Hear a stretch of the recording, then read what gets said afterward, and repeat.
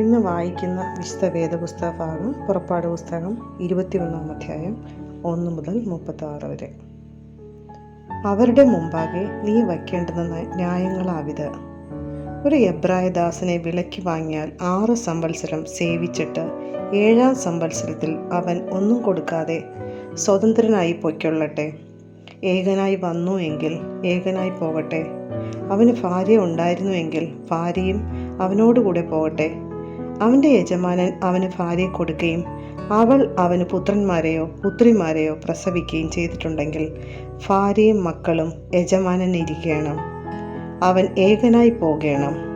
എന്നാൽ ദാസൻ, ഞാൻ എൻ്റെ യജമാനനെയും എൻ്റെ ഭാര്യയും മക്കളെയും സ്നേഹിക്കുന്നു, ഞാൻ സ്വതന്ത്രനായി പോകയില്ല എന്ന് തീർത്ത് പറഞ്ഞാൽ യജമാനൻ അവനെ ദൈവസന്നിധിയിൽ കൂട്ടിക്കൊണ്ടു ചെന്ന് കതകിൻ്റെയോ കട്ടളക്കാലിൻ്റെയോ അടുക്കൽ നിർത്തിയിട്ട് സൂചി കൊണ്ട് അവൻ്റെ കാത് കുത്തി തുളയ്ക്കണം. പിന്നെ അവൻ എന്നേക്കും അവൻ്റെ ദാസനായിരിക്കണം.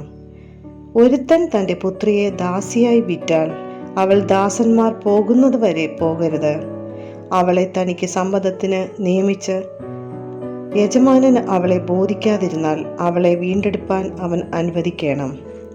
അവളെ ചതിച്ചതുകൊണ്ട് അന്യജാതിക്ക് വിറ്റുകളവാൻ അവന് അധികാരമില്ല. അവൻ അവളെ തൻ്റെ പുത്രന് നിയമിച്ചു എങ്കിൽ പുത്രിമാരുടെ ന്യായത്തിന് തക്കവണ്ണം അവളോട് പെരുമാറണം. അവൻ മറ്റൊരുത്തെ പരിഗ്രഹിച്ചാൽ ഇവളുടെ ഉപജീവനവും ഉടുപ്പും വിവാഹമുറയും കുറയ്ക്കരുത്. ഈ 3 കാര്യവും അവൻ അവൾക്ക് ചെയ്യാതിരുന്നാൽ അവളെ പണം വാങ്ങാതെ വെറുതെ വിട്ടേക്കണം. ഒരു മനുഷ്യനെ അടിച്ചു കൊല്ലുന്നവൻ മരണശിക്ഷ അനുഭവിക്കണം. അവൻ കരുതി കൂട്ടാതെ അങ്ങനെ അവൻ്റെ കൈയാൽ സംഭവിപ്പാൻ ദൈവം സംഗതി വരുത്തിയതിനാൽ അവൻ ഓടിപ്പോകേണ്ടുന്ന സ്ഥലം ഞാൻ നിയമിക്കും. എന്നാൽ ഒരുത്തൻ കരുതിക്കൂട്ടി കൂട്ടുകാരനെ ചതിച്ച് കൊന്നതെങ്കിൽ അവൻ മരിക്കേണ്ടതിന് നീ അവനെ എൻ്റെ യാഗപീഠത്തിങ്കൽ പിടിച്ചു കൊണ്ടുപോകണം. തൻ്റെ അപ്പനെയോ അമ്മയോ അടിക്കുന്നവൻ മരണശിക്ഷ അനുഭവിക്കണം. ഒരുത്തൻ ഒരാളെ മോഷ്ടിച്ചിട്ട് അവനെ വിൽക്കയാകട്ടെ അവൻ്റെ കൈവശം അവനെ കണ്ടുപിടിക്കുകയാകട്ടെ ചെയ്താൽ അവൻ മരണശിക്ഷ അനുഭവിക്കണം. തൻ്റെ അപ്പനെയോ അമ്മയോ ശപിക്കുന്നവൻ മരണശിക്ഷ അനുഭവിക്കണം.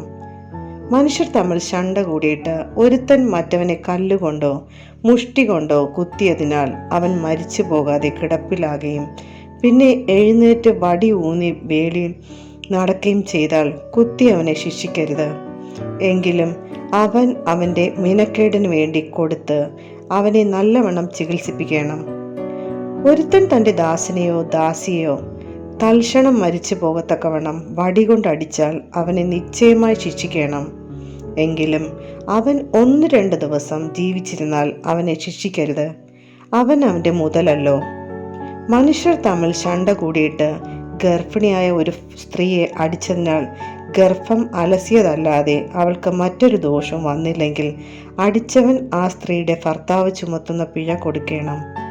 ന്യായാധിപന്മാർ വിധിക്കും പോലെ അവൻ കൊടുക്കണം. മറ്റു ദോഷം വന്നിട്ടുണ്ടെങ്കിൽ ജീവന് പകരം ജീവൻ കൊടുക്കണം. കണ്ണിന് പകരം കണ്ണ്, പല്ലിന് പകരം പല്ല്, കൈക്ക് പകരം കൈ, കാലിന് പകരം കാൽ, പൊള്ളലിന് പകരം പൊള്ളൽ, മുറിവിന് പകരം മുറിവ്, തിണർപ്പിന് പകരം തിണർപ്പ്. ഒരുത്തൻ അടിച്ച് തൻ്റെ ദാസന്റെയോ ദാസിയുടെയോ കണ്ണ് കളഞ്ഞാൽ അവൻ കണ്ണിന് പകരം അവനെ സ്വതന്ത്രനായി വിട്ടേക്കണം. അവൻ തൻ്റെ ദാസന്റെയോ ദാസിയുടെയോ പല്ല് അടിച്ചു തകർത്താൽ അവൻ പല്ലിന് പകരം അവനെ സ്വതന്ത്രനായി വിട്ടേക്കണം. ഒരു കാള ഒരു പുരുഷനെയോ സ്ത്രീയോ കുത്തിക്കൊന്നാൽ ആ കാളയെ കല്ലെറിഞ്ഞു കൊല്ലണം. അതിൻ്റെ മാംസം തിന്നരുത്. കാളയുടെ ഉടമസ്ഥനെയോ കുറ്റമില്ലാത്തവൻ. എന്നാൽ ആ കാള മുമ്പേ തന്നെ കുത്തുന്നതായും ഉടമസ്ഥൻ അത് അറിഞ്ഞുമിരിക്കെ അവൻ അതിനെ സൂക്ഷിക്കായ്ക കൊണ്ട് അത് ഒരു പുരുഷനെയോ സ്ത്രീയോ കൊന്നു കളഞ്ഞാൽ ആ കള്ളയെ കല്ലെറിഞ്ഞു കൊല്ലണം. അതിൻ്റെ ഉടമസ്ഥനും മരണശിക്ഷ അനുഭവിക്കണം. ഉദ്ധാരണ ദ്രവ്യം അവൻ്റെ മേൽ ചുമത്തിയാൽ തൻ്റെ ജീവന്റെ വീണ്ടെടുപ്പിനായി തൻ്റെ മേൽ ചുമത്തിയതൊക്കെയും അവൻ കൊടുക്കണം. അതൊരു ബാലനെ കുത്തിയാലും ഒരു ബാലയെ കുത്തിയാലും ഈ ന്യായപ്രകാരം അവനോട് ചെയ്യണം. കാള ഒരു ദാസനെയോ ദാസിയെയോ കുത്തിയാൽ അവൻ അവരുടെ ഉടമസ്ഥന് 30 ശേക്കെൽ വെള്ളി കൊടുക്കണം. കാളയെ കൊന്നുകളയും വേണം. ഒരുത്തൻ ഒരു കുഴി തുറന്നു വയ്ക്കുകയോ കുഴി കുഴിച്ച് അതിന് മൂടാതിരിക്കുകയോ ചെയ്തിട്ട് അതിലൊരു കാളയോ കഴുതയോ വീണാൽ കുഴിയുടെ ഉടമസ്ഥൻ വില കൊടുത്ത് അതിൻ്റെ യജമാനന് തൃപ്തി വരുത്തേണം. എന്നാൽ ചത്തുപോയത് അവനുള്ളതായിരിക്കണം. ഒരുത്തൻ്റെ കാള മറ്റൊരുത്തൻ്റെ കാളയെ കുത്തിയിട്ട് അത് ചത്തുപോയാൽ അവർ ജീവനോടിരിക്കുന്ന കാളയെ വിറ്റ് അതിൻ്റെ വില പകുത്തെടുക്കണം. ചത്തുപോയതിനെയും പകുത്തെടുക്കണം. അല്ലെങ്കിൽ ആ കാള മുമ്പേ തന്നെ കുത്തുന്നത് എന്ന് അറിഞ്ഞിട്ടും ഉടമസ്ഥൻ അതിനെ സൂക്ഷിക്കാതിരുന്നു എങ്കിൽ അവൻ കാളയ്ക്ക് പകരം കാളയെ കൊടുക്കണം. എന്നാൽ ചത്തുപോയത് അവനുള്ളതായിരിക്കണം. ഇവിടെ വേദഭാഗം വായിച്ചു തീരുന്നു.